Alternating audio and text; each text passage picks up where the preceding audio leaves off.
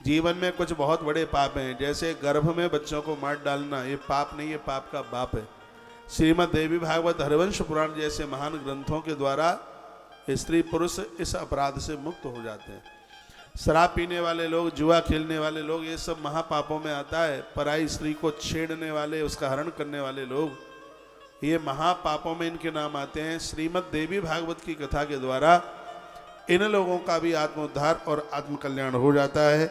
नभा यज्ञेन भवन्ति शुद्धहा, ये नभा यानी 9 दिन के यज्ञ के द्वारा 34 नंबर के श्लोक में श्रीमद् देवी भागवत का पहला स्कंद और पहला अध्याय और 34 नंबर का श्लोक जिसमें वर्णन किया नभा यज्ञेन भवन्ति शुद्धहा, ऐसे लोग भी इस 9 दिन की देवी भागवत की कथा के द्वारा वह भी शुद्ध हो जाते हैं।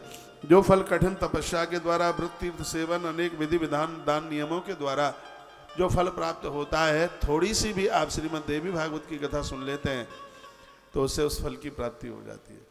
तो थांदला की धरती पर बैठे हुए लोग, आपको पता है कथा में आते हैं तो कुछ लेके आना पड़ता है, नहीं पता है? मैं बता दूं, कथा में आते हैं तो एक श्रोता जो बिल्कुल कथा में सुनने के लिए नहीं आया है वो लेके जाते हैं। खाली हाथों से जाते नहीं है, थोड़ा सा प्रसाद लेकर के। बाहर वहाँ कार्यालय बना हुआ है और वहाँ पर नवरात्रा का समय बहुतों ने व्रत किया होगा, बहुतों ने न किया हो, तो आप यदि कोई उपवास वाला लेके आते हैं तो उसके लिए एक काउंटर लगा हुआ है, उसको एक तरफ रखेंगे, और अन्न वाला लेके आते हैं तो उसको एक तरफ रखेंगे। प्रसाद बांटने की व्यवस्था भी कार्यकर्ता जन उसी प्रकार से करेंगे।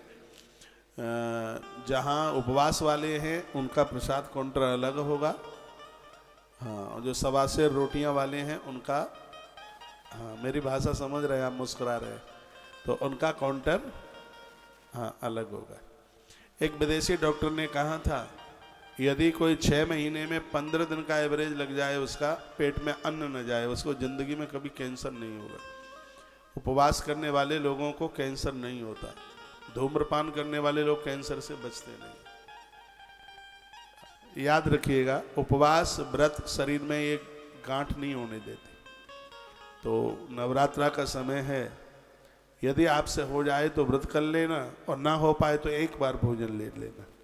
सुबह कुछ हल्का फुल्का खा पी करके आ जाओ, शाम को एक बार भोजन आरती के बाद में कर लीजिएगा।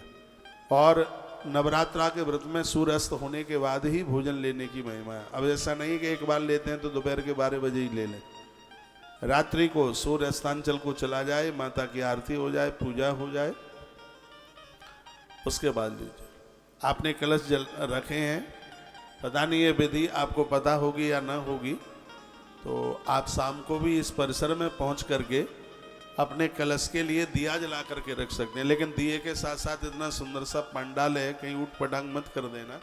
इसलिए नवरात्रा में कल मैंने बड़ौदा से बोला है आपसे बने तो 9 दिए रोज जलाइए, और 9 नहीं आप जला पाते हैं तो एक दिया पूरा 9 दिन तक आप जलाइए, आपकी भागवत कथा सिद्ध हो जाएगी।